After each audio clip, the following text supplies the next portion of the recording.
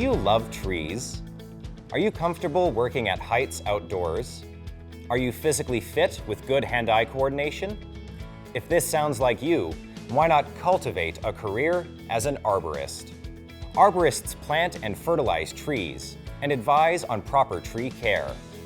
They diagnose trees for problems, assess them for risk, and apply treatments like pruning, spraying, injecting, and making repairs to injured, diseased, and unsafe trees. To help us get to the root of this bold career, we spoke to an arborist working here in Alberta. Hi, my name is Andy. I'm an arborist. An arborist works with anything related to trees in an urban environment. Anything from planting trees to monitoring trees, removing trees, pruning trees, and generally talking and educating people about trees in the city.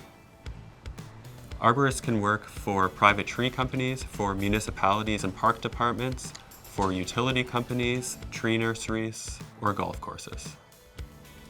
We're often asked to do risk assessments on trees and to communicate issues with trees to homeowners, to tree owners, mostly making sure that a tree is safe to be around, and from there that we are meeting the goals of the client, whether that's for aesthetic purposes, safety purposes, for the health of the tree, whatever that is. I don't really think that you need to preemptively do anything. In the morning, I'm often talking to people about their questions, replying to people's issues. We'll drive out to a work site and make a plan for the day, start working. That can be anything from climbing up in trees to just pruning things on the ground, adding lightning protection to trees, advising on tree care, and sometimes removing trees. You want to retie that? Some skills that are good to have as an arborist are having a lot of energy to make it through a day of climbing trees. It's important to be resourceful because you only have limited equipment to do a lot of different things. You have to be creative with how you approach different problems, and you have to be a good problem solver. I think this is all we need today, but... The work environment changes through the year. We start up in spring, and there's usually just 2 or 3 of us on a crew, and then at our busiest times, there can be 8 to 12 people working together.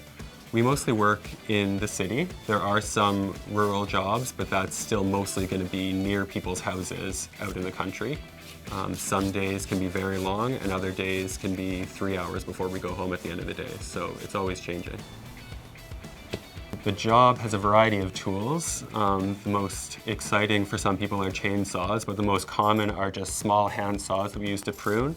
There's also saws on long poles, going from 10 feet up to 30 feet long. For the arborists themselves, they have everything for climbing a tree using multiple ropes, pulleys, harnesses, and of course all the safety equipment, your hard hat, your ear protection, eye protection, face shield, gloves, steel-toe boots, and chainsaw protective pants if you're using a chainsaw.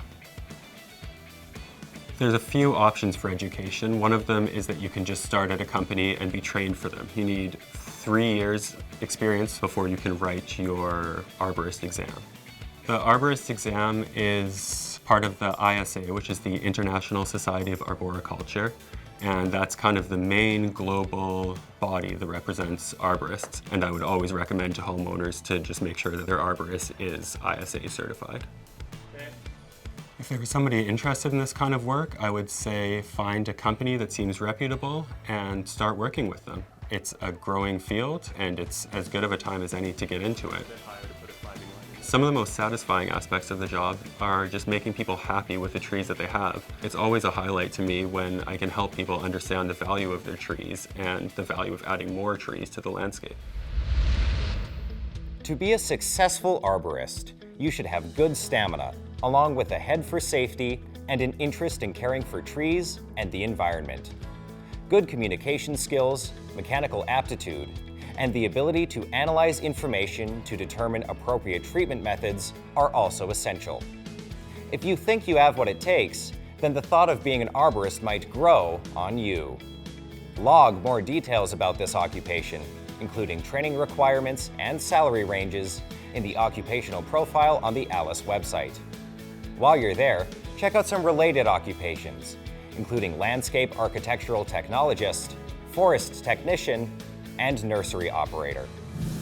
Explore the possibilities. Go to alice.alberta.ca.